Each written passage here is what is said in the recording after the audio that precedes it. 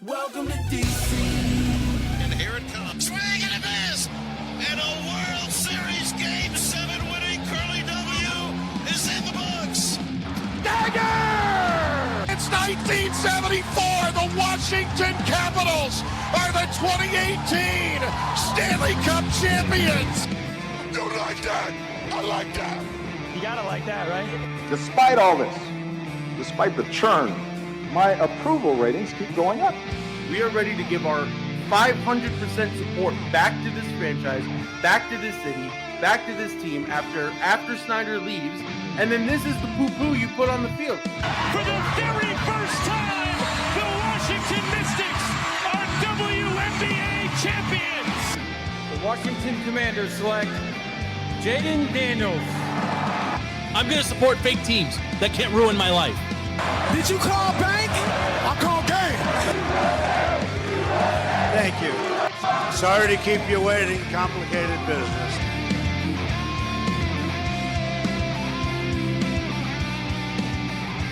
Oh, hello, boys. TTC episode number 354. My name is Joe. Here's FP. There's Dala. And yeah, totally normal week here in DC. You know, hosting a primetime game on a Monday night. Let's go Caps. Let's go Caps. Cena had an amazing match over the weekend. It was actually a great long weekend for sports. Great playoff baseball. There was, amazing. Basically everything culminated, and we were all looking forward to Monday Night Football, right? Which I don't know why ESPN keeps pushing these doubleheaders down our throat. There's some weeks where I like them, and next week Seahawks game starts at 10 p.m. Which I don't understand. Like why you keep subjecting us to these terrible Thursday nights, and then there's the double Monday nights. How much ad revenue could you possibly be generating at 10, 11, midnight? It's very late. It's very, very late. And that's actually more money do they need?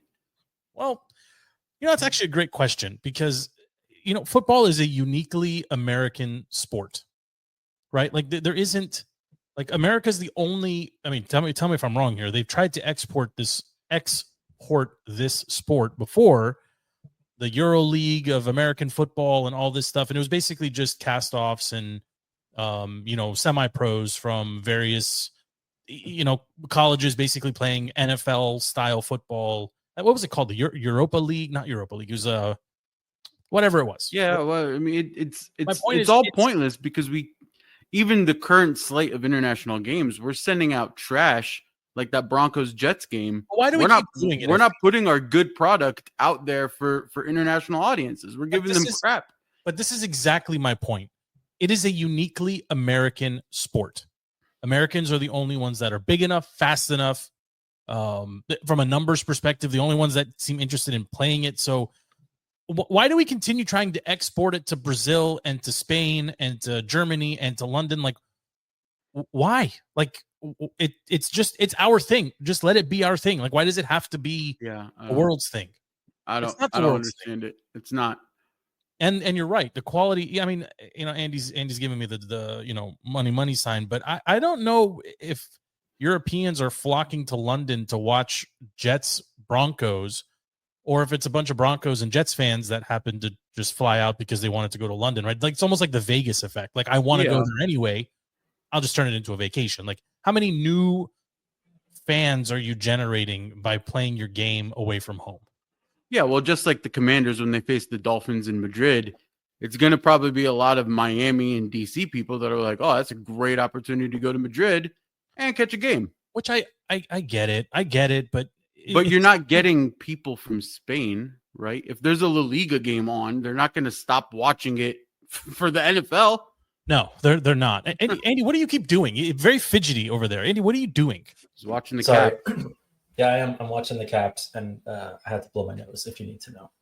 Okay, all right. It's just very, very fidgety this evening. And before we hit go, you were drinking soup or eating. I don't know. Do you drink soup or eat soup? I don't know. This is like the toothbrush thing all over again. It's like if there's nothing else in it but the broth, you drink the soup. If there's some noodles, some rice in there, you eat the soup. But okay, for the record, the toothbrush thing is still the weirdest thing you've ever said on the show.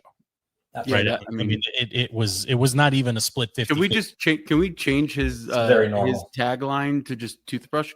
We can change it to whatever you want. I mean, we can change it to whatever you want. We can change whatever you want. But listen, we're 6 minutes into the show. None of us doing anything. None of us want to not talk about Caleb Williams coming into DC and winning his revenge game. Yes, he did beat us. Yes, he did. Listen, he did beat us because you know what? Did he make a mistake last night? Did I miss him making a mistake last night? Okay, yeah, he made a ton. He was extremely inaccurate, but he didn't turn the ball over. If that's he what you didn't mean. turn the ball over. Whereas your savior, JD5, is out there giggling and smiling and slapping everyone's ass. Joe, come tumbling on, left and right. Come on, Joe. This dude, listen. You cannot start the show being mad at the offense. I get the turnovers. I'm not happy. I'm not happy with the offense. Get the turnovers, but if your offense is putting up 24 points and is fighting and in three quarters, by the way, and digging themselves, they don't want to start the game when the game starts. Okay, you know what? Maybe you can adjust your anger to Dan Quinn and how he runs his practices, and we can go back to the Camp Gruden timeline and talk about how our practices are. But Jaden Daniels is allowed to make mistakes. He is not expected to be 100% perfect. And the problem is this team can only win if Jaden Daniels is 100% perfect and has 100% miracle statistic line attached to his name. And that is not something that is sustainable. And we saw it last night. It will not work when Jaden Daniels isn't at 110%. And you can't put it on a guy to be 110% every single week and hope that the rest of the team, just does enough to not screw it up. It's not sustainable. You can't put it on Jaden. It was rainy. And honestly, if you watch that press conference, no. If you watch that press conference and you re-watch the play, that was Jaden taking the bullet for Bill. Jaden had a fumble. The fourth quarter, the last fumble. Jaden messed up. Fumble. The snap was sloppy. Jaden didn't handle it, but he found a way to finagle it, get it into Bill's chest, and Bill couldn't close in on it. Both of them are at fault. Yeah, both of them are at fault. Who's more at fault? I would say Bill is more at fault. Andy, where do you fall? I think you're 100% wrong on this, but Andy, where do you fall on this? I don't think it's both. It's a split because the running back is expecting it. The running back's expecting it in a certain place at a certain time for timing for him to grip the ball. It wasn't there. It got I know it got there. He tried to recover. It's like 50-50. It's 50-50, but what you're getting is Jaden took the bullet. Jaden was like, my name's big enough. I will take all this blame. Don't put it on Bill. And that is a leader. You know what? He should do that because it was his fault. It was both of their faults. It was both of their faults. And it was the rain. And it was just bad juju. It was real quick before we move with the blame game. I wanted to quickly do a quick comparison to the JD5 savior thing, and it hasn't worked in Buffalo, right? It's the Josh Allen effect. How many seasons over and over and over again do they expect Josh Allen to be the savior and not really put too many elite weapons around him? Sure, James Cook is good now. I mean, he got paid. He's pretty good, but who else do they have? Really? They have no other skill players. It's the Josh Allen effect. Have they won any Super Bowls? I mean, they've got three above average tight ends. They have above average receivers, and they have a very good play caller. I mean, they also have an offensive coordinator that forgets that Josh Allen knows how to pass. Sometimes it's the reverse of what we have. Also, yes. I mean, if you want to talk about that game here for just a second, but we're not done talking skins here. The Falcons have some pretty good wins under their belt at this point, right? I mean, maybe they're not as dumpster fire as everybody thinks, or at least for myself, I'll speak for myself. I think they're better than I thought they were. And yesterday again kind of proved it. Their defense can stop and get stops. We saw that obviously firsthand with the Skins. But I am a little surprised you're giving JD5 a pass here, FP, because he did. You can't listen. Stats say one thing, the eyeballs say something else. The mistakes were terrible, right? The first fumble, all on Bill. Okay, the interception, Jaden was on. That's 1,000% on Jaden. He threw it late. You're not going to get that from him often. That's terrible. And the one thing the Bears defense knows how to do is generate turnovers. They have like 15 in 5 games. Like they know how to generate turnovers. But if you watch that whole game, you should not be starting this show upset at the offense at all. You cannot be. This offense has put up every week so far over 24 points. Okay, so let me ask you. You can't get mad at the offense. Why did they lose yesterday? Why did the Skins lose on Monday night to the Bears? Because our run defense disappeared entirely. Okay, so Swift was running for 30 yards a game up until yesterday, and then he rips off 160 total yards. Unacceptable. Well, you could thank your boy 20 for what was that tackle on the sideline? What was that?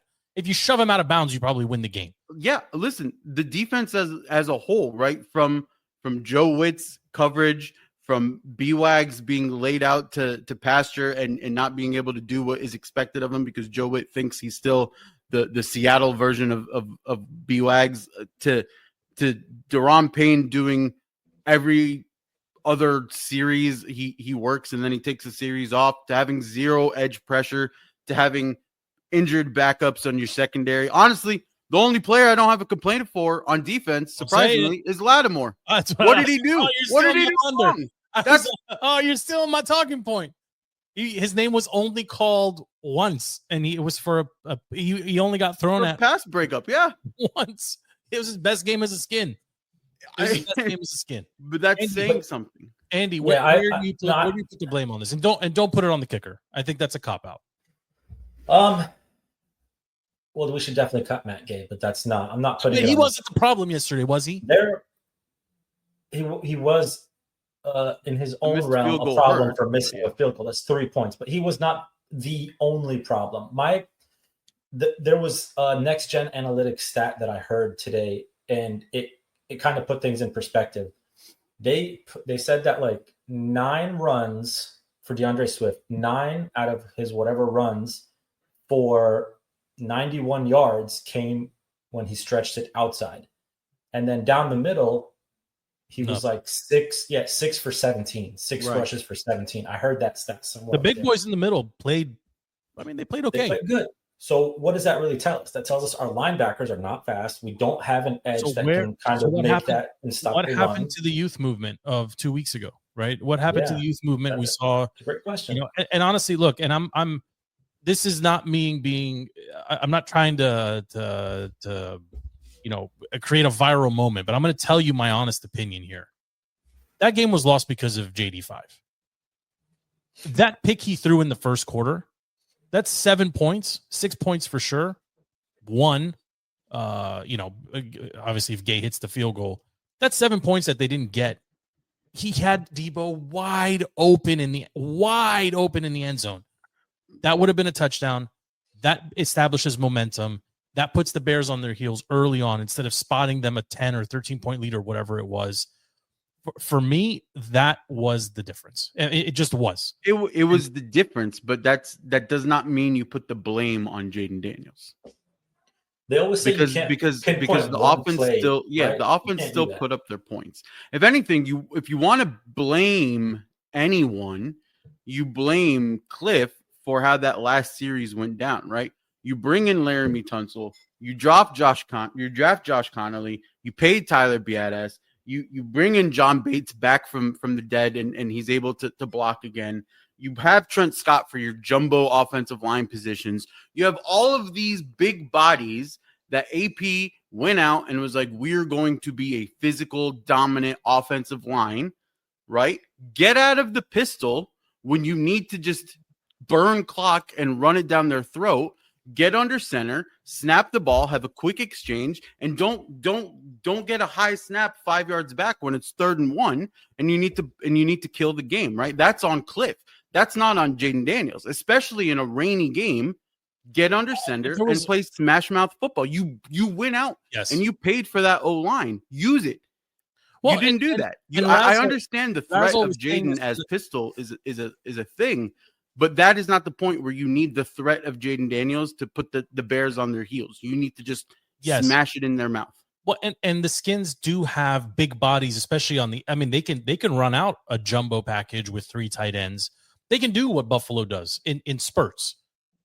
Razzle points this out almost every week in the offline chat. Freaking go to pro form. Go to I formation. Just do one power move. Why is everything out of the gun? Yeah, you don't need to be in the pistol in that situation. Doesn't it oversimplify the? I mean, and I know the way of the league is to stand up your quarterback so they can see everything. I understand it, but if you're smashing the ball forward anyway, just get up there, tuck it under center, and just get the 1 or 2 honestly, yards. The biggest talking point that we should have is, and I think LP touched on it in offline chat too, is coaching was terrible from the jump that whole game, from situational time management, timeouts, a bullshit challenge for a 1 yard play that like you didn't even really have to challenge. You could have lost it. And then you still burn out a timeout right after. Completely inexcusable to have the timeout for the challenge, not be ready coming out of the challenge, which did go your way, and then to burn a timeout. Exactly right. But then even then, in your last the second to last series, you have it at kind of no man's land.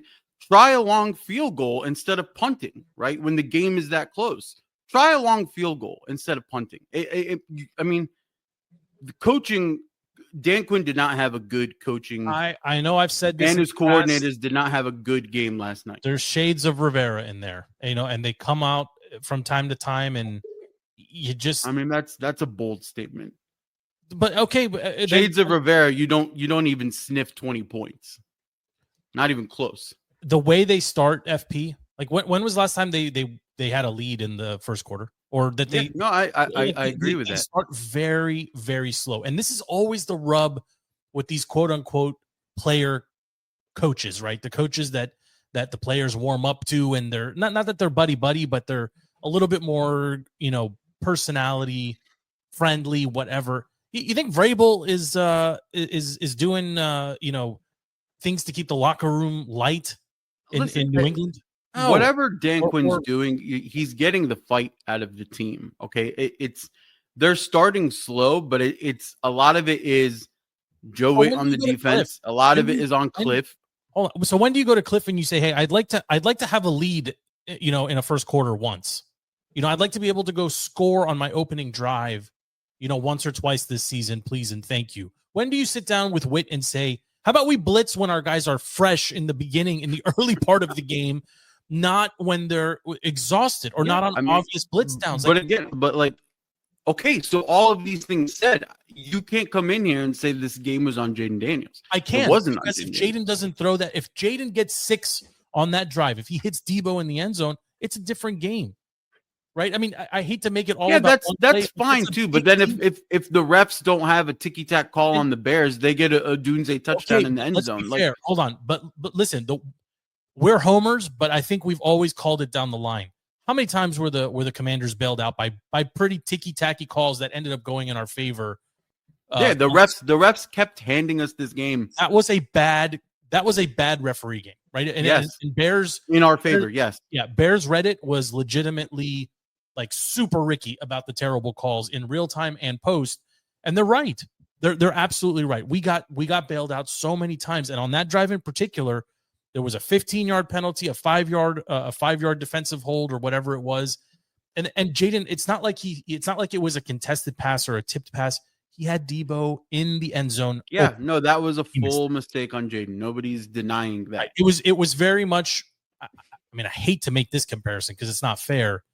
It felt like Jalen made how many of those terrible reads on Thursday night, and we spent the better part of the weekend saying, "Hey, like hit your actual, like read it right and throw it right." No. Jaden read it right. He just didn't make it right.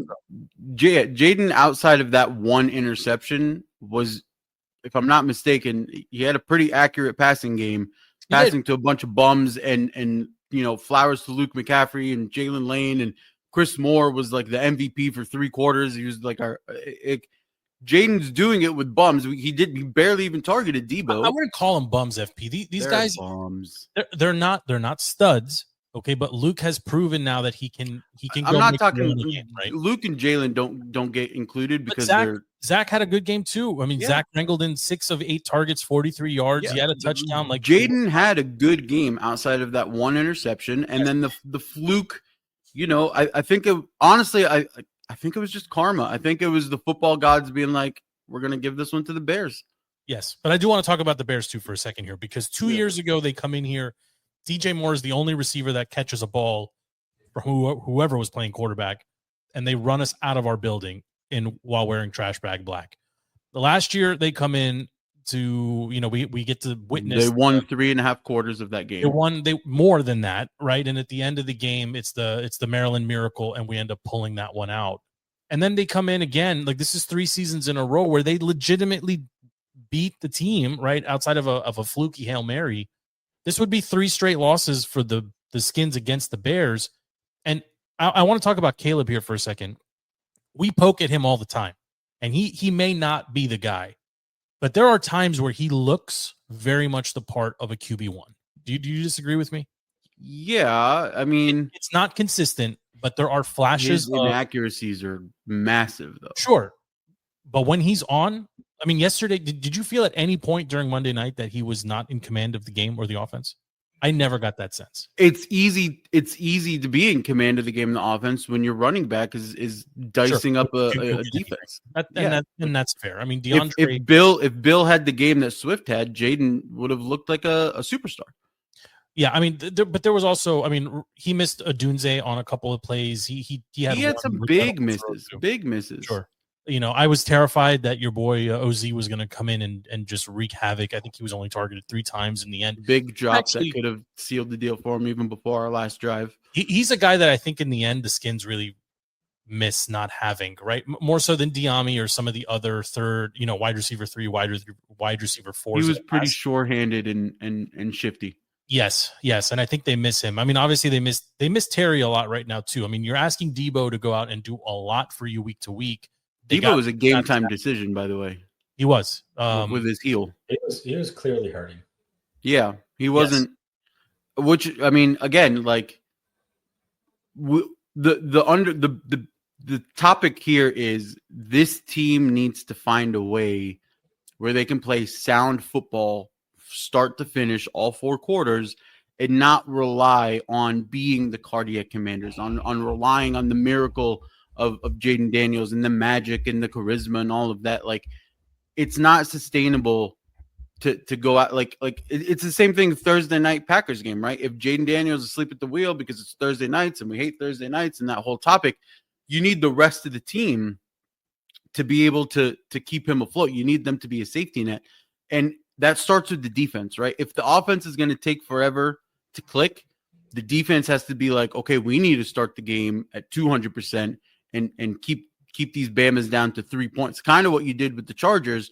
You gave up 10, but then you locked down real quick after that fumble, right? So right now it's looking like we can't compete with teams that have a healthy O-line. If their O-line is banged up, all of a sudden we get pressure. All of a sudden the defense looks better. All of a sudden Joe Witt's plans work and the defense works. But you give us a healthy O-line to face, defense falls apart immediately. They cannot cover speedy running backs out of the backfield. They can't cover. But that's the crazy thing is you saw Bijan against the Bills dice them up. Bijan didn't do that to us when we played the Falcons, even though we lost, right? Josh Jacobs didn't do that to us, even though we lost. I mean, if I recall, Jinty didn't do that to us, even though we like. I mean, Bijan still had 70 yards and a touchdown. Like, I mean, he was still averaging. Compared to what Bijan can do every other week, sure, holding him to 70 is a win. It would just be nice to see the Skins start a game when the game starts. I agree. Not fall behind, not have to adjust. It would be nice to see, Cliff maybe take a shot down the field every once in a while. I mean, there's got to be somebody they can put out there that can just. There needs to be some creativity on both sides of the ball. Like, you can't ask Jaden to do 99% of the work. I agree. Week in and week out. And defensively. If you're Quan Martin, like you can't fake arm tackle a wide open, player in the field. Like, if he shoves him out of bounds, is it crazy to say that maybe we win the game? No, not at all. One tackle, yeah. Right? When you let somebody rip a 60-yard run for a touchdown, like, just shove him out of bounds, man. Like, you don't want to tackle him, fine, okay. You don't want to get trucked. You don't want to end up on Sports Center. Just shove him out of bounds. I don't like when you go back. It's maddening to watch that play over and over because It's not like it's not like he ran past him. He didn't try to stop him. So anyway, it's disappointing. I mean, what are we supposed to do from here? I don't know. Andy, do you have any final thoughts on this? I don't want to stress it too much or go too much further with the Bears. I mean, the Bears are a worse team, and they shouldn't have won that game, but they did. I mean, at the end, we're 500. I think I had us beating the Falcons. Excuse me. I had us beating the Bears, right? A little bit better than where we are right now. That's 2 wins that they would love to have getting into the bulk of their schedule. And it's Dallas week. Like, we are in Dallas, and that's a probably very CD back. But do they even need him? Honestly, no. Right now, based on your eyeballs, do they need CD? No, because Dak is finding a way to put up 40 points. Yeah, I know they're giving up 30, but you know what? They're scoring 31 and winning, and they are potent. And we'll talk about the rest of the NFC East here in a second. But just shifting here to Dallas in particular, like if you are DQ, what's the 1 or 2 things you're adjusting ahead of Dallas, Andy?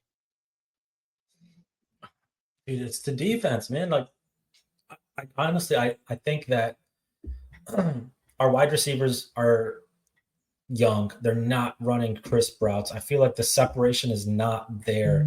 So it makes Jaden's life a little bit harder. And our defense, like, we just suck. There was one specific there's play. Really no other way to say it. Oh man, here we go. There was one specific play. It was like 3rd and 5, and I forget who it was, but like Loveland, was it the tight end where Caleb Williams, like our defense, It was 3rd and 5, and we just had to like play. He just did a quick turnaround and sat right there. You saw like our linebackers were 4 yards beyond where the first down marker was. Like, that's not good awareness. That's not discipline. That's not. Don't they have to? There has to be a problem. There's a problem there. Don't they have to do that because they don't have the speed to keep up? Yes, they have. It is literally we're literally spaced out and in a different, like we're playing like a 2-zone coverage, yes, right? To account for not having speed. Where Joe Witt, but that's also on Joe Witt, right? Like, you can change it. You can go into quarters coverage, right? And lock it down a little bit more. And Joe Witt's not doing what he needs to do because, again, like I said at the beginning, in his brain, Wags isn't the problem, right? In his brain, Wags is Seattle. Yeah, I don't know if I buy that, FP. I think in his brain, he's saying, I would rather have the vets out there that know where they need to be and where clearly they don't. It's not working. That's what practice is for. Hold on. I think Von Miller and Wags can still read an offense and they know where they're supposed to be. I don't think they can make the plays they used to. All right, then put Wags on the sideline and let him wear a headset for McGee. Sure, yeah. Or how many times does an offense literally game plan against Wags? How many times have we seen OZ matched up with Wags? And like, those are the plays that destroy us. And he's literally chasing him across the field. Yes. Yeah. I mean, one crossing route and you're torched. It shouldn't happen that way. And Oz dropped that crossing route yesterday, right? On Monday night. If he catches that, I think he's taking it to the house. I think that's an 80-yard touchdown, right? Wags isn't going to catch him, right? But I think right now Witt wants his vets out there because they generally understand where the play is going to be. But I don't think that's the right tactic. I think you got to get the young guys. I think you have to get the young guys out there. I think he needs to blitz more. Like, we don't blitz enough. I mean, that's honestly, I think the bigger thing is you need to start making some moves before the trade deadline. We're not going to be able to compete all season with the current roster of defensive players that we have. It will not happen. Well, for Dallas specifically, it's going to be a shootout. Both defenses are horrendous. They're not going to stop anybody. So it's just going to be who can score on more possessions. Right. That's literally and who has the ball last wins. Yeah. Well, I mean, who do you like? Well, it depends, right? Are you getting Cosme back? Are you getting Terry back? Are you getting Noah Brown back? Assume you have your full complement of offensive weapons. Then I like the Redskins. Like I said, the offense has no problems, even depleted, putting up their points and making it a game. And if it's the roster as currently constructed with injuries for both teams, who you like? I mean, I wouldn't say injuries for both teams. It's just CeeDee Lamb. Oh, fine, but I'm saying, it's a Dallas defense that struggled against the Jets for a little bit. I mean, Yeah, it's like Andy said, it's just going to be a shootout. Pickens or CD, doesn't matter which one. They're going to eat Lattimore's lunch all day, all night long, all late afternoon long. I think that's a fair. George Pickens played drunk football. Did you guys see that clip? I know we all have the same like algorithm where the dude's drunk football. But Pickens is unguardable right now. He's catching everything, and he's got speed for days. I mean, he's the second option on. I mean, this is the best QB that he's had probably his career. Yes. And I'll be honest. I didn't think the Cowboys were going to be this good. I mean, they can run the ball. They can throw the ball. Javonte Williams is very good at stretching and running to the outside and taking it upfield, which is apparently our biggest weakness. The only way the Commanders win on Sunday in Dallas is if this is just my opinion, the time of possession has to be lopsided in their favor, because they will not be able to stop unless Dak has a very un-Dak like performance. He's been protecting the ball. Unless he's super sloppy or somebody puts the ball on the ground repeatedly, I don't see how this team wins unless they dominate time of possession. And that means you're going to run Bill a lot, right? And no fumbles. Like, it's going to have to be that way. I agree with you. You have to focus on cleaning up the game. The turnovers cannot happen, but more importantly, you have to generate turnovers. Aren't you just a little frustrated when you're out there? There's mistakes happening, and he's still smiling. No. And keeping it light. I mean, even Buck and Aikman were talking about, like, well, when you have a guy on the sideline who's keeping it light, the players respond to it. I get it, but sometimes you need someone to kick you in the teeth also. And no. You listen. We saw it before Lamar went out. That primetime game against was it the Lions? Who was it? It was one of the primetime games that right before he left. And he was bitching and whining and shouting and making a stink about every single thing that wasn't going right. Your team's not going to respond to that. It's not going to, especially when you have young guys. I'm not saying go run up and down the sideline and complain, but the constant grinning is infuriating to me. I get it, but the offense is working, and that's Jaden, right? That's Jaden. He is that guy, and he's not doing detrimental mistakes week after week after week. If you think the fumble that ended Monday night's game isn't eating him alive, and you're going to see a more zeroed in, dialed in Jaden on Sunday, then you don't know Jaden Daniels. Well, I think he will be more dialed in, but his general demeanor when things like it's fine when things are going well, but I would imagine it's infuriating to be around him when things are not going well. No, it's not, because you hear all of the vets that you just mentioned. They're all in shock and awe of his dedication and his precision and his craft. Okay, like at the end of the day, it's a game, and I don't want the game to get too big for Jaden, because we don't know what that Jaden looks like, right? I think he's pretty intense when he's on the field too. Like, you see him screaming at people to get set. Like, he's pretty like he's barking at people on the field. I see a lot of 75% speed running away from people towards the sideline, right? Like, that's actually where I get most concerned. Right, is that he? Because we've seen it before here, where you assume you're the best. Stop relating. I'm just saying. Stop relating it to the other idiot that we had. Okay, it is not the same at all. Also, I was pretty happy to see him run. I was happy to see him. You also have a Jaden still wearing a brace, right? So sure, okay, sure. Look, but it gets harder from here. I think we can agree on that, right? That's why I was saying earlier. I really want that Falcons game back, right? I want that Bears game back, because you could be sitting here, at 5-2 or 5-1 or 5 of what would it be 3-3 be 5-1. Yeah, I mean, like that's a big difference. You've got Cowboys, Chiefs, both on the road back to back. Then you've got the Seahawks, who we're going to talk about them here in a second, because I want to talk about Darnold. Then you're home for the Lions, and then you're off to Spain to play the Dolphins. Like, the Dolphins is the last pencil it in win here. I've said it often with the Eagles, right? Good teams find ways to win. I mean, this just kind of defines that we're not really there yet, because we can't find these ways to win. Are you ready to eat dog food on the Eagles? Yeah, I never like them. Okay. Number one, I never like them. But about your, Grim Reaper, I always see Jaden smiling the most after he gets tackled. And I love that. You know why? Yeah. Because it kind of like shows like that's all you got. Like, you're going for my ankles. That's it. You didn't do anything. Like, he smiles the most after he gets hit, tackled like cheaply, where, you know, by his legs. Like, that kind of sends a message like, that's it. Like, that's all you can do. So I kind of like the laughing. He takes care of himself, but also, like, if you're on that team and you see your star say, we're still in it, the game's not too big, just focus. Yeah. And he's not worried, then you shouldn't be worried. And you need that. It's important. Yeah. I mean, they've been in every game, with the exception maybe of the Packers game. They were in the Packers game. They shouldn't have been in the Packers game, but they were not blown out by the Packers. Not the way the Lions were blown out by the Packers.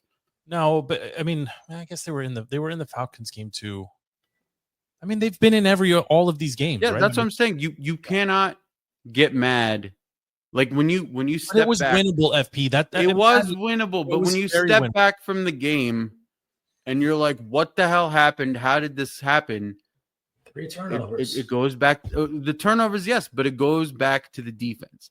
Well, because when an offense, the 3 belong to one person. When the offense gives up the ball, right?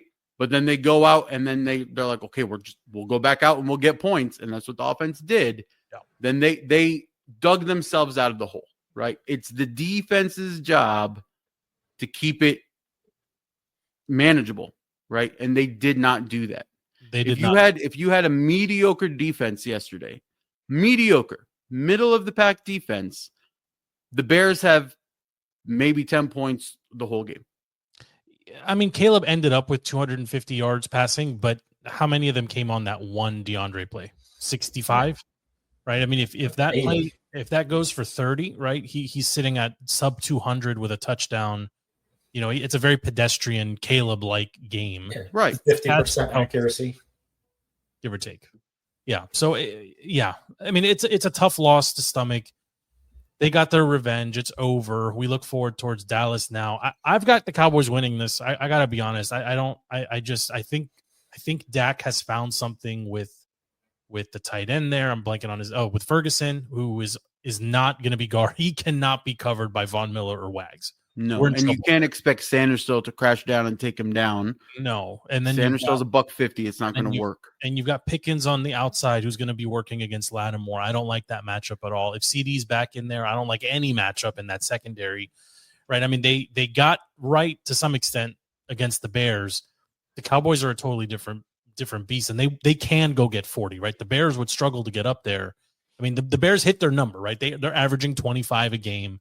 24, 25. At all the skilled players you just named, right? Like, look at all of those weapons that the Cowboys have. Now, try to comp that to what we have. We have Bill and partially healthy Debo, maybe a rested but not 100%. McLaurin, old man Ertz. Like, that's why I'm saying, like, I don't like this matchup, right? And you know, how do you win this game? Bill has to go for 150 yards. 2 touchdowns. Yeah. Zach has to have 2 touchdowns. Yeah. You know, Jaden, he's going to have to. Jaden needs to be 110%.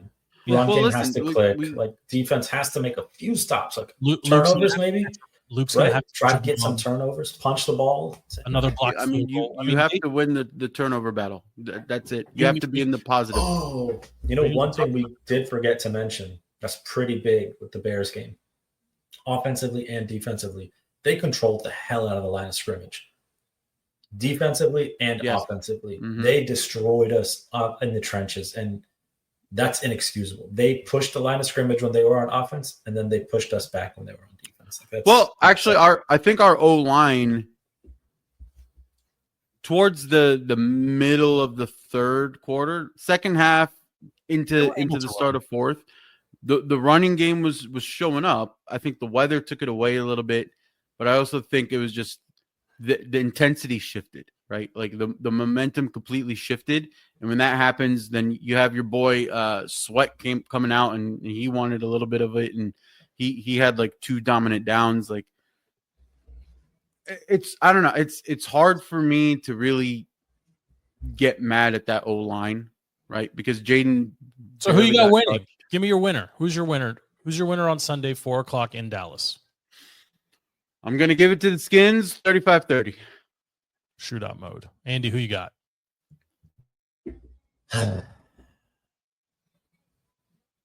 My brain says Dallas. My heart says the Skins.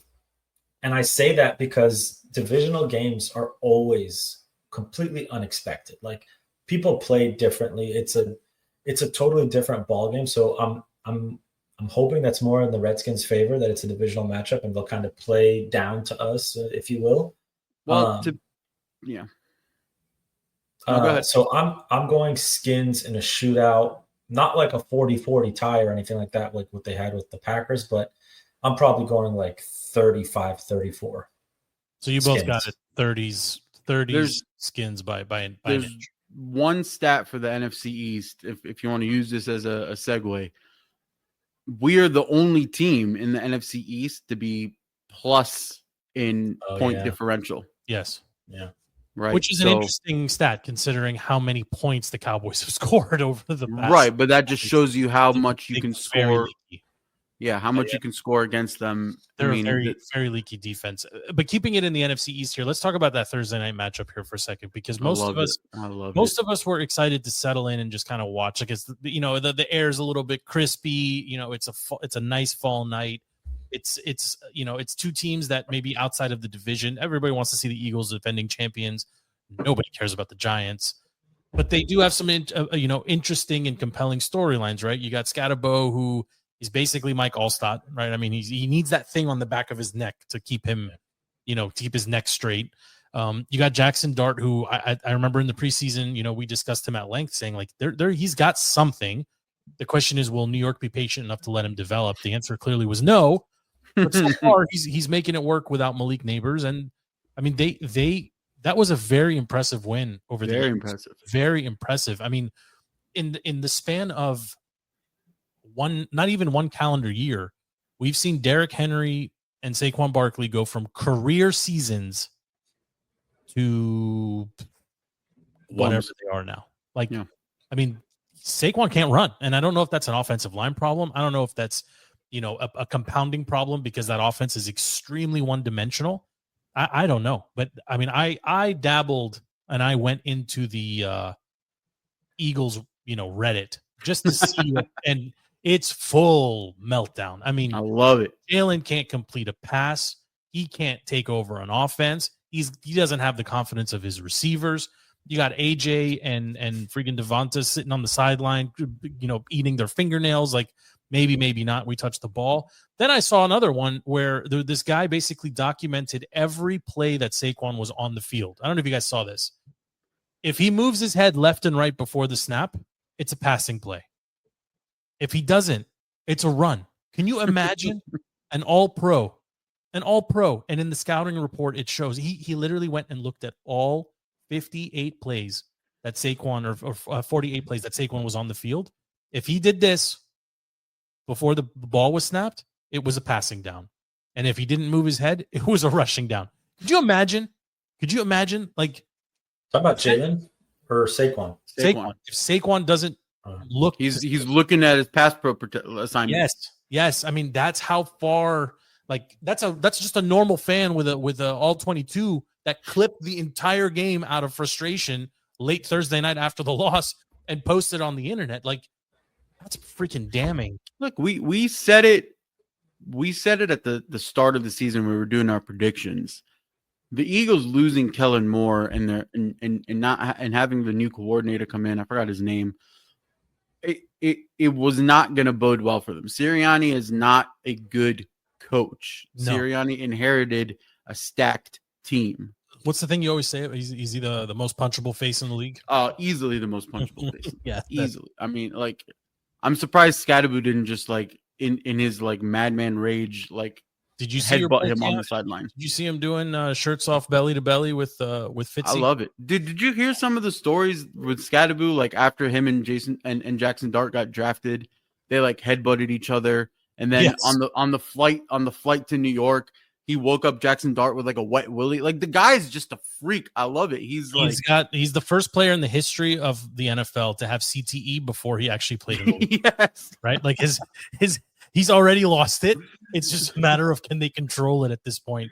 But listen, kudos to the Giants. Are they not fun to watch? Are they not fun. exciting? Super Is fun.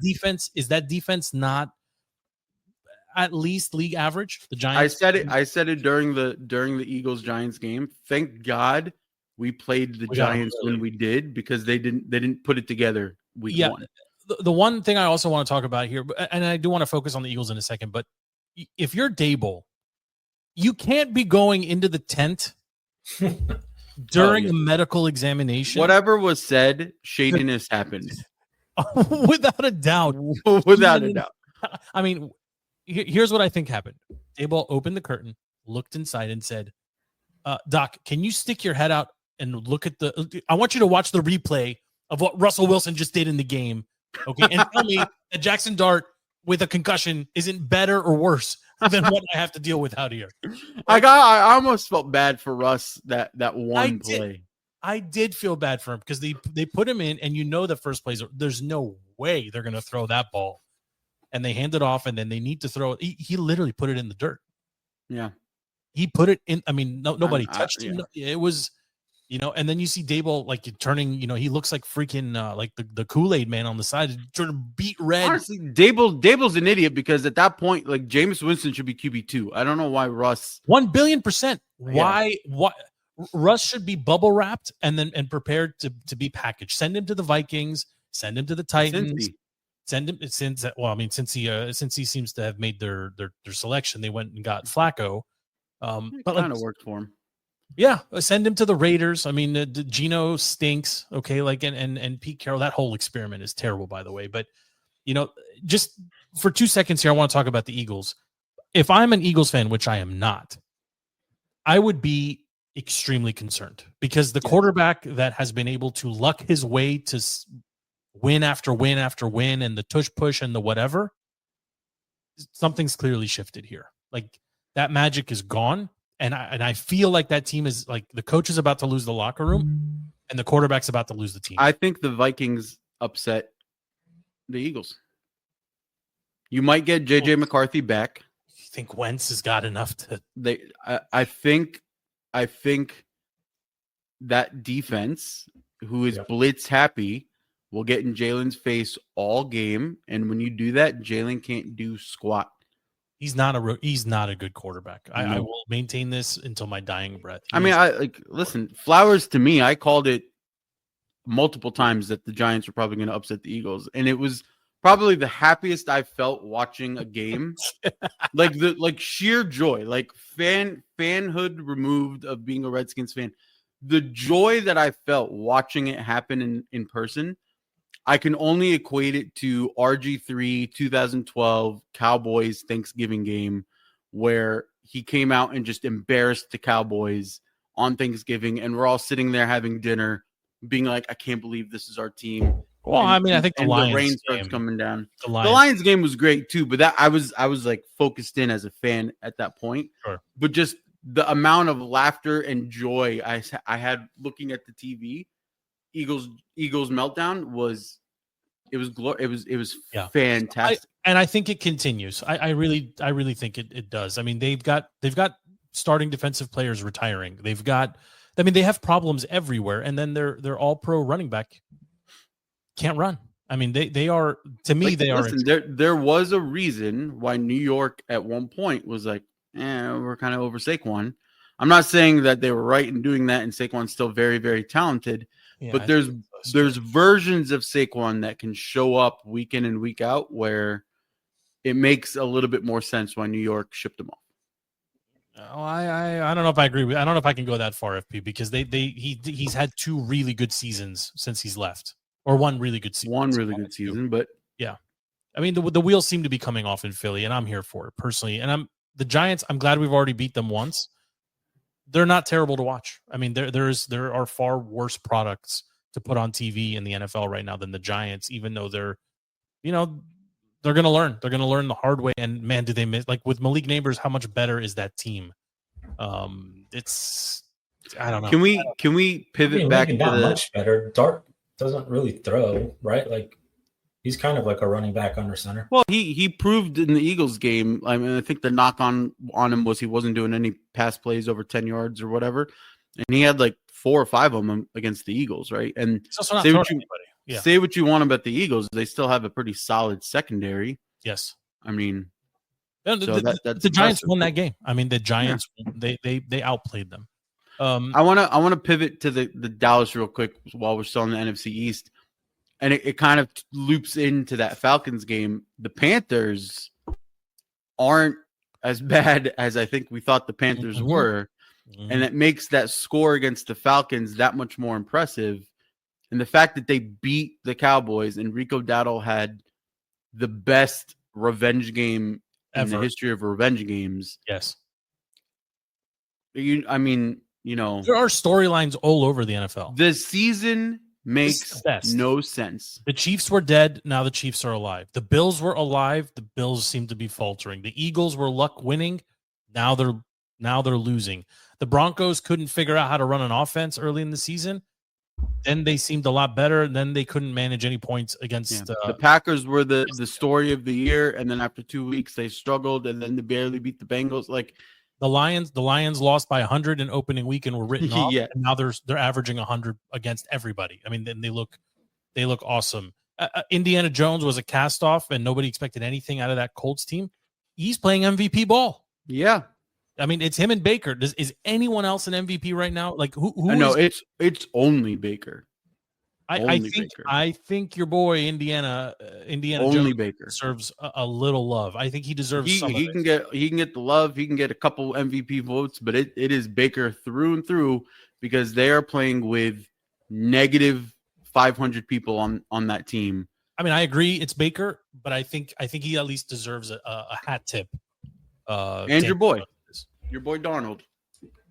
Well, Sam Darnold is lost in all of this, right? If Seattle didn't play in Seattle, like if they were in a place where like people cared, like I don't know, like Tennessee or even Jacksonville, like if they were not in the throwaway upper left quadrant of America, the Seahawks, what they have quietly done here, parlaying a trade.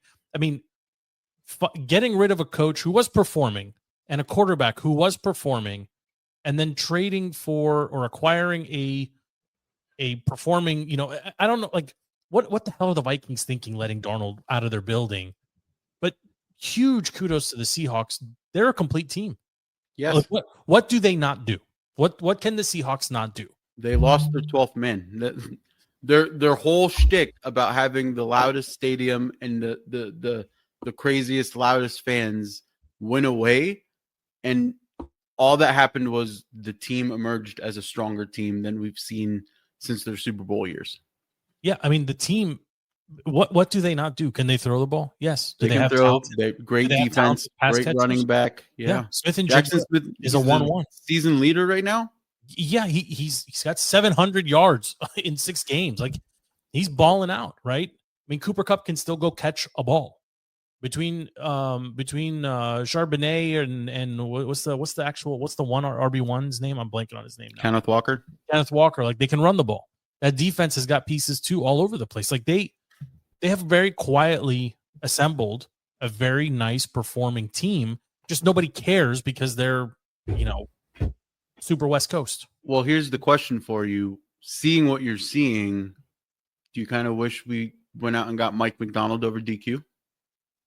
I think DQ was the right fit here. Like having I think Washington needed an experienced head coach, not a first timer. That was always going to be my read because there was so much. You got to think back to the state of the team at that time. The name it was the roster overhaul controversy. There was so many problems. You needed an adult in the room, and Dan is that adult, right? And it's the same. Like you don't think Ben Johnson really wanted to win on Monday night, right? The team that he snubbed, right? Of course he did. You didn't think Caleb wants to win. Of course he did. So, like, I think they got the right guy now, but Quinn has to hold his staff accountable, right? Yeah, he can't be a loyalist to the point where it's hurting the team. Yes, because the Seahawks, to their credit, said, we need to get better on defense, and then went and got a defensive guy. The Bears said, we need to get better on offense, and they went out and got an offensive guy. DQ is more of a defensive guy, and he went and got a great offensive guy. They just need to do it consistently, and they've shown that they can. But just to take it back to the Seahawks here, nobody will put them in their top 5 or top 6, but they absolutely belong, in my opinion. Like Darnold deserves an MVP hat tip as well. It's Baker. But why not put the Seahawks in your top 5? Would you want to play them? No, but I think I can come up with 6 or 7 teams maybe that I would.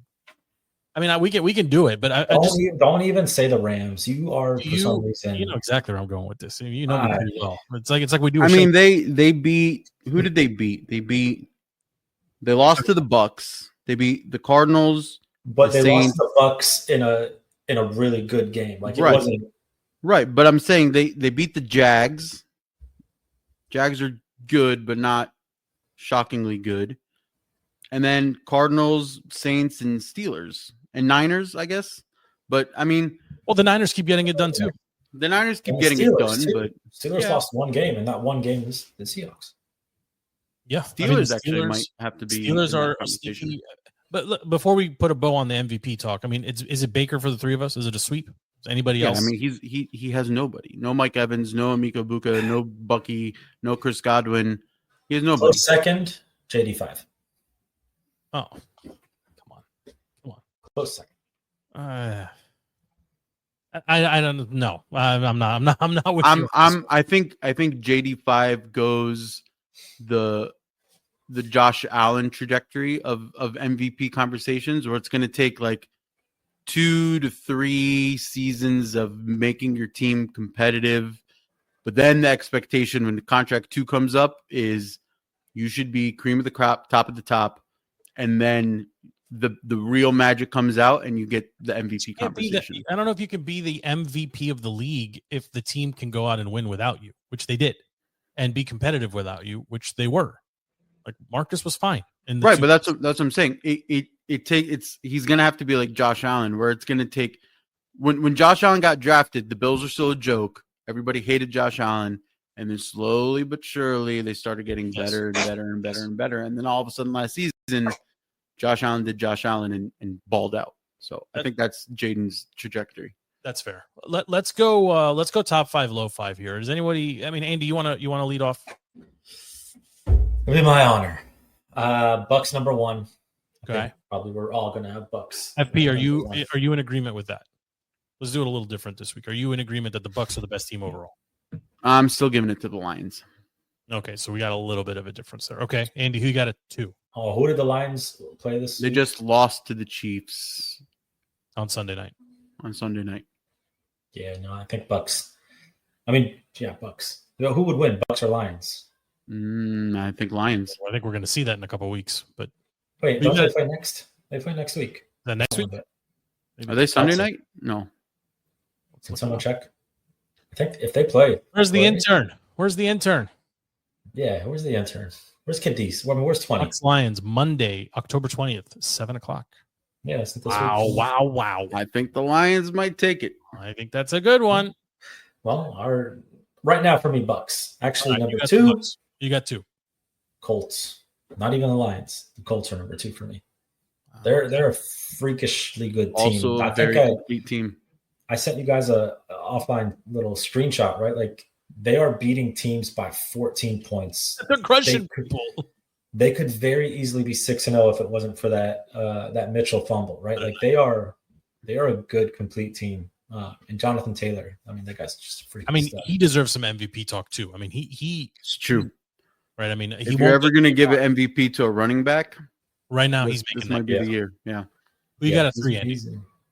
I have the Lions, even though they came off that loss to the Chiefs.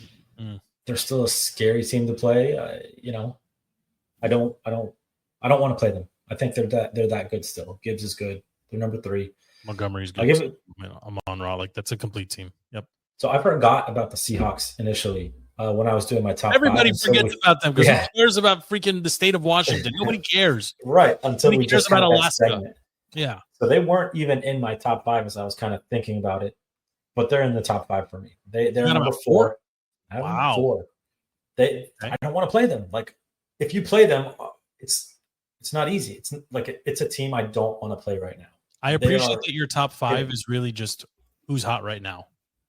I mean, yeah, isn't that what this is? I mean, it's fine. That's totally fine. Everybody does it different. FP tends to be body of work, but I appreciate where you're going with this. Who you got at 5? So the 5s, even though their record is 500, I put the Chiefs there. They've beaten some pretty good teams. They've lost to some pretty bad teams, but they've gotten some key players back.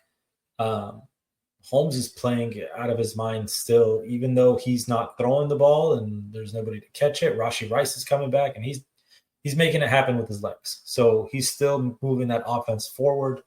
And Andy Reid is still an amazing coach. I still have the Chiefs there, but my sneaky 6 is actually Pittsburgh, right?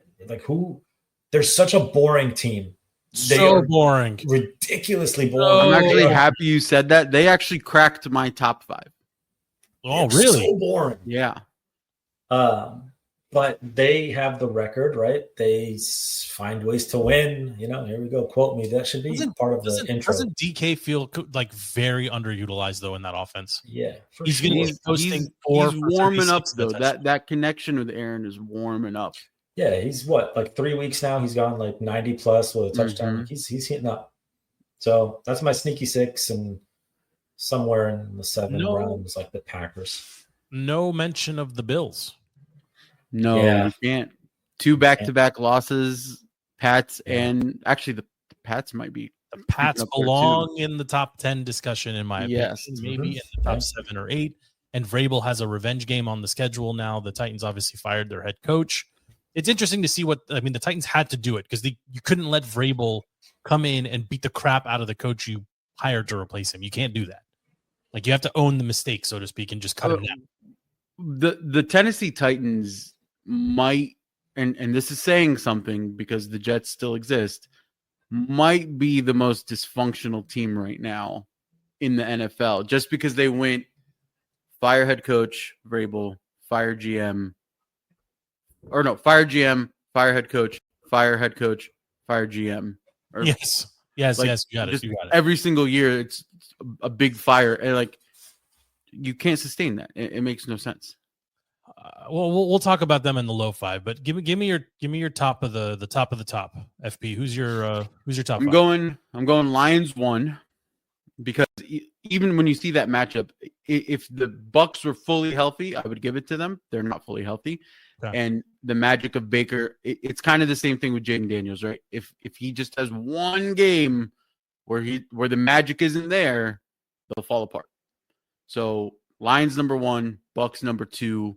I'm probably putting the Colts number 3, and then I'm probably going 4, 5. Is probably a tie between Jags and the Jags. Yeah. Why not Seahawks? They haven't, to me, they beat. I'm so surprised here. No Packers, no Broncos, no Rams. The Rams are freaking awesome. No, you guys are just. Did the Jags just lose? Who did the Jags just lose to? No, the Jags just won. Who'd they beat? Are we watching the same league? Who did the Jags just play? They just beat the. No, they just lost to the Seahawks. The Seahawks. That's what I'm saying. They just lost to someone. They beat the 49ers. They beat the Texans. They lost to the Bengals. And the Seahawks. I think that the Jags are a sneaky good. They're with the Steelers for. They're getting. I think they're warming. They're a hot team. So they're like 9. My top 5 looks very different than yours, guys. I gotta be honest. Bucks are number 1, and it's a very clean and clear number 1 in my opinion. They're just getting it done. I think they're holding on by a thread given the way they've won most of their games. But their record is their record. Baker's the best quarterback right now in the game. They deserve to be number 1. I've got the Rams comfortably at number 2, and I'm not even sorry about it. Tell me what this team can't do. They can't throw touchdowns. Stafford still got it. Low-key MVP candidate. MVP caliber season right now. They can't run the ball. Yes, they can run the ball. They can't play defense. They're crushing people on defense. They can't win in the Eastern time zone. Yes, they can. They just did. You take back that one crappy loss from the Eagles, they're sitting at number 1 in my opinion. It's a good team. They're well coached. They can do everything. They can get points and they can get stopped. So they only put 17 up against the Ravens that have nobody on defense. Well, okay. I mean, that's fair if you want to knock them for that. But I think from an overall perspective, if it's, if the Rams played the Colts right now, I would pick the Rams to win. It depends on Puka. Even though the Colts, I think, are the better team. So I'm sticking with the Rams at 2. I like the Colts at 3. This pains me to say, but I've got the Packers in the 4 or 5 position here. I don't know what they do bad either. I hate that I'm even saying these words, but they're very balanced. I mean, they can go get points. They can run the ball. They're not exciting. The Bengals. They're not exciting, right? You're right. They did barely. They were about to lose to Joe Flacco twice in the span of a month. Right? Yes. Right. So that's weird enough as it is. And then the Lions, I think the Lions belong in the top 5. I don't think there's anything that they do bad, right? Maybe they're 4 and move the Packers to 5. The Chiefs, I was ready to write them off a couple weeks ago. Pat Mahomes is having one of his best statistical seasons right now, and he's doing it with his legs, something we haven't seen him do in almost 6 years now. Travis Kelce is an afterthought, which is actually better for the team, in my opinion. Everybody's stepping up, everyone's making plays. They get a ton of calls. I don't think they're going to be blown out by anybody. I think they belong in the conversation too. And then on the bubble, Seahawks should be considered. If you throw out the Broncos game in London against the Jets, Broncos look like a complete team as well. You can't throw out a struggle against the Jets. If it's in London, of course you can. I mean, yes, you can, and we'll see how the Rams fare when they have to go and play in London now. But that's kind of where I'm at. The teams that I'm keeping an eye on, and I'm expecting a big jump up. So I think it sounds like we agree. The 49ers and most notably the Bills fell way out of the top 5, right? I mean, the Bills they don't look good at all, and losing to the Falcons in the way that they did, they shouldn't be even sniffing top 10 in my opinion. The Patriots are the team I'm watching on the up. They're low-key really good. Yeah. They've got 3 running backs or two serviceable running backs on that team that can hit you in the mouth or break it to the outside. Ramondre's still getting fumble problems. Gibby's off the team now, so he's injured. Because Ramondre's fumbled 4 or 5 times this season. Stephon Diggs looks totally healthy and capable of basically catching any ball that's thrown at him.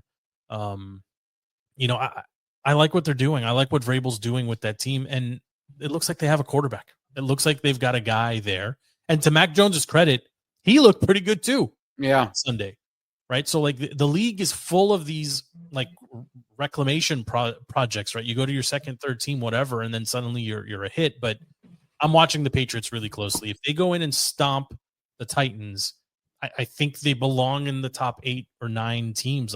They're complete. They don't do anything super, super well, but they'll hang with anybody. And if it comes down to a possession this way or that way, I think they're going to be around. I don't want to derail the conversation, but somebody once mentioned this, and it kind of put a new perspective on the whole Caleb Williams versus Jaden Daniels rivalry, right? We never had a shot at Caleb Williams. He was always going to the Bears, but at the number 2 spot, we had the option for Drake May or Jaden Daniels. Or Bo Nix. Yeah, but I'm talking Bo about Nix was never going to crack top 3. He wasn't going to go that high. Yeah. Is there a situation, and I'm just kind of throwing this out there for conversation, is there a situation where we might have made the wrong pick? I don't think you can say that right now. No, I don't think. I think both teams are happy with the guy that they got right now. If Jaden has a series of health problems, or if Drake turns into Tom Brady, then yes, we'll see. But at this point in time, I think the Commanders drafted the guy that they wanted for the style of offense that they wanted to run, and the Pats are never going to be a fun. They tried fun and gun. That's not the DNA of that organization. They tried the Cam Newton approach. They tried. I'm blanking on whoever else was the bones that Bill Belichick put in place. Yeah, are deep rooted, and you need a Drake May that works in perfect unison with Josh McDaniels. It's just a match made in heaven. Mm-hmm. And bringing Josh McDaniels in was the correct move. It's also, I think it has to do with the competition in your division as well. Look at the NFC East in comparison to the AFC East. It's just a different. Yeah, it's a 2-headed race versus kind of a 3, maybe a 4-headed race. Yeah, kind of, right? I don't think I think it's too soon to say that one team got it right or wrong. No, I don't know. I think everybody's happy with who they got, but if you're a Pats fan, you've got to be super excited that you've got a quarterback who's showing out and playing week in and week out and commanding an offense that, I mean, they're playing okay. Like they're playing okay, and their coach is a real coach, right? I mean, I think they're in a good spot. I think what's surprising, if we're going to keep going around the NFL, is we went from saying the NFC South was jokes and the Bucs are going to run away with it to, I mean, they probably still will, but it's not as big of a gimme as it was at the start of the season, because the Falcons to me are the Patriots to you, right? They are a team, they're complete, right? And when you have Bijan, who might be, is it Bijan or Bijan? I hear it both ways now. You know, there's been debates. I think on record he has said it's Bijan, but on intros he's called himself Bijan. I don't think anybody knows. Well, he's a very talented running back. But him and Jonathan Taylor might be the MVP type caliber running back. But then the Panthers are undefeated at home, and they're doing it. And the defense, I mean, look, the Falcons are good. Rico is averaging 200 yards a game over the last. The Falcons are a good team, and they shut them out. The Panthers, if Bryce Young just gets his start of game interception out of the way, yes, they're good the rest of the game. They have weapons. They have the defense is flying around. You got that young receiver too, Trattoria Johnson. Yeah, Torian, whatever. Yeah. All he does is catch. His stat line is the same every week. 25 yards touchdown. Like it's yeah. He'll rip one eventually. But he'll rip one eventually. Let's so keeping on with the theme here of teams maybe that are, well, I guess they're all performing, but low five. Let's go low five. Yeah, guess who's not in the top five? Worst of the worst has to be the Jets. Does anyone disagree? Yeah, no, for sure. The Panthers are not there anymore. They're not there anymore. Titans are the second worst. Anybody disagree with me on that one? Nope. I've got the Dolphins after that. No, I don't have the Dolphins in my bottom five. Are you serious? I am very serious. First of all, Caps just won in overtime. I think we need to acknowledge that. That's great. I was waiting for you to see it. Thank you, Paul. I know I'm on a delay. No, I don't have. Look, the Dolphins. The record is terrible, right? But like, they somehow still feel like they can compete with anybody, and that's not Andy. You're totally. You are 100%. No, I'm sorry. They are a coaching change away from being competitive. This is your worst take. If they have an adult running the organization, they might have 4 wins right now. They're in coaching the game. Change away. What game were they not in? They were in it with the Bills. They were in it with the Panthers, who we just praised. They were in it with, I get the Jets, whatever. Forget the Jets. They're just outliers. And then you got Tua up there. Well, we had a players only meeting and the players didn't show up. Well, apparently Tua is always late to every players meeting. Whose fault is that? I mean, listen, Andy, I get it. Sets the quarterback and the head coach kind of set the tone for the locker room. And they're running back. You got one that goes up there and mumbles like a mute, and you got another one up there calling everybody. Their organization is garbage. I get it. I know, but I still wouldn't like to play. There are 4 other teams that I would rather play than the Dolphins. Fine. You know what? Listen. I'll give it to Andy. If you look at the Dolphins' schedule, right? Let's just look at their schedule and the scores, right? Blown out by the Colts. Nobody was expecting that. You can't fault the Dolphins for that. 33-8. But then they go to the Patriots, 33-27. That was a competitive game. You can't. I mean, the Patriots are a much better team than we thought they were by week 2. I'm following. 21-33 or 21-31 Bills. Bills are still a good team, but we're seeing them stumble a little bit. But divisional matchup. Following. Right? Then they go 21-27 Jets. That is a win. They got the one they should have gotten, but it was way too close for comfort because the Jets are hot garbage. But again, divisional matchup season. Okay. Yep. Right. But then you go 24-27 Panthers. Panthers aren't bad. So you can kind of understand that loss. Are bad. They're playing better at home. I don't know if you can say they're bad. They're 3-3. Please on the side. Yeah, they're 3-3. You can't say the Panthers are bad right now. Okay. But then you go 29-27 Chargers. We just beat the Chargers. We know that it's still a strong defense, right? And so how many almost wins would you like to give the Dolphins? Just so I'm they clear. should have won that game. Lad McMonkey or whatever his name is had like a 45-yarder. Yeah. So, all I'm saying is that 1-5 record wins would you like to give them? No, they're not a bottom 5 is all I'm saying. But they are. That's what the record says. No. But what I'm saying is the record strength of schedule end of year, I bet you they have one of the tougher strength of schedules. Will they beat the Browns on Sunday? A fellow bottom 5? That's your test right there. Okay, so when they lose to the Browns as the third worst. Okay, so when they lose to the Browns, where will they be then? I will have a fresh bag of poo-poo waiting for you. All right. Well, here, Joe, if they crush the Browns, 28 to 10, they'll still be in the bottom 5. No, they've got to make it. You've got real coaches out there. You tell me Mike McCarthy couldn't coach this team a little bit better than Capri's? Come on. Yeah, but you're forgetting some of the other bottom dwellers, Joe. Right? Are you saying the Saints? Are you saying they're better than the Dolphins? No. Are the Bengals better than the Dolphins? No. Are the Raiders better than the Dolphins? No. No. Okay. Browns, Titans, Jets. Yeah. No. Browns, Titans, Jets, fine. Bengals, Saints, Dolphins are all kind of interchangeable. Raiders.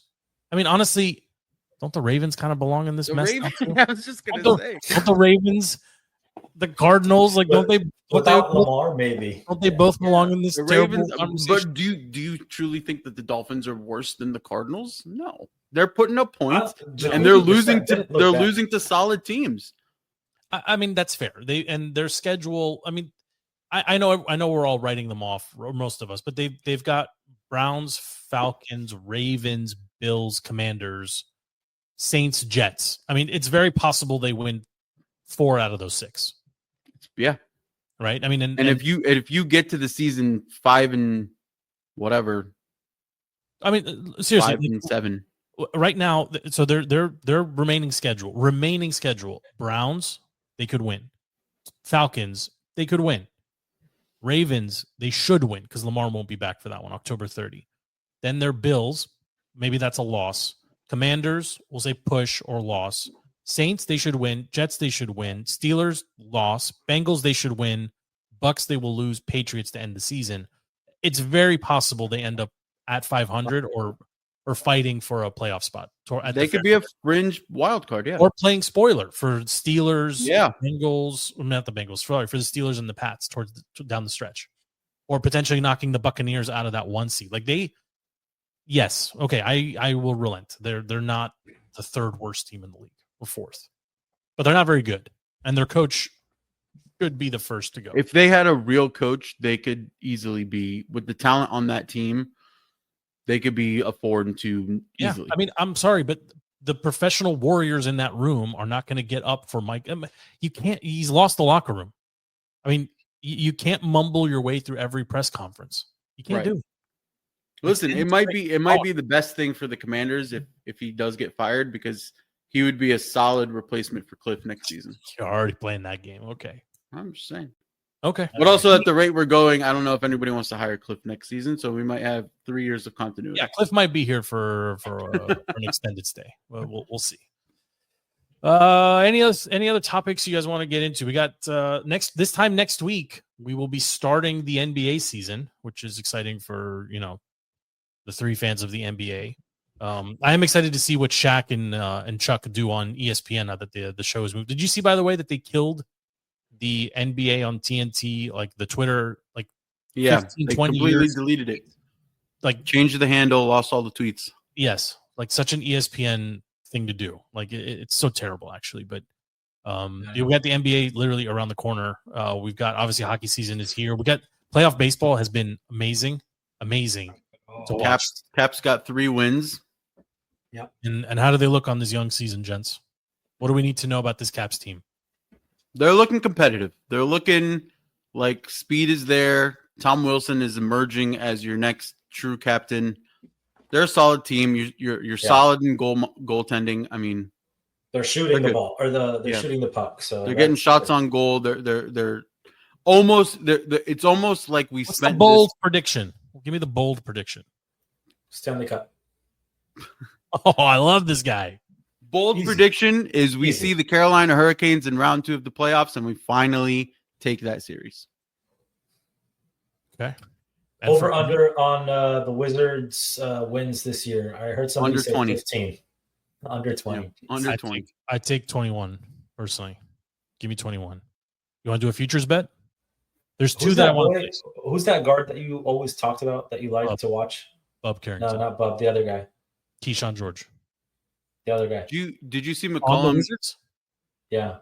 There was some dude that you kept pointing out like how he's amazing. Bub. I got to go back and look.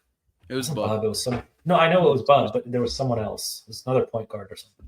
It's Bub and Keyshawn. Those are the guys that I'm Did you see CJ McCollum come out and say this is probably one of the best run NBA organizations he's been a part of? I did, and I don't know what to make of that, to be honest. Like, because what would lead you to think that, right? The old arena, the dwindling fan base, the zero like buzz around the city. Cap, there's nothing wrong with Cap One. Fine, but like, how would you reach that conclusion, right? I mean, I don't know how. I'm just saying from a GM front office structure, I can see that. Makes sense. Okay, I mean, we've talked about it. Like, you're doing the slow rebuild. You're using your draft picks. You're not selling the farm to bring in Giannis and his 14 brothers to be starters with him. Like, yeah, I mean that's laughable. By the way, all of his siblings are on one team. I mean, the Lakers are going to be a compelling storyline this season, right? This is probably one of the last seasons of like super competitive. Steph Curry, for example. Like, I think there's going to be some ends that we start to see, at the end of the season here. But, the beginning of the season is always interesting just because it's the start of the season, how it plays out. And do we get to Christmas where people, care? Who knows? But, that's next week. We got a lot of football still to go this way. Yeah, it's a good time of year. The air is crisp. The soup is warm. I hope you enjoyed it, Andy. FP, thanks for making time. Any final plugs? Any driving in circles really fast that you guys want to talk about? No. I'm done. No races happen, but Okay. The NFC East has 4 black quarterbacks starting. Jackson Dart's black? That's the joke. Oh. Is that a joke? Okay. Black where it counts, maybe. I don't know. Okay. All right. Well, thanks for hanging out, boys. The show is DTC Defeating the Curse. 354 in the can. We will be back next week, hopefully to recap a Skins win in Dallas. It is Dallas week. God, we got to get this win, boys. We got to get this win. Thanks for hanging out with me. Thanks for hanging out with FP. Thanks for hanging out with Andy. Show is DTC Defeating the Curse, available on all social media platforms at DTC or Defeating the Curse. Email the show anytime, defeatingthecurse@gmail.com. Thank you, and until next week, we are out.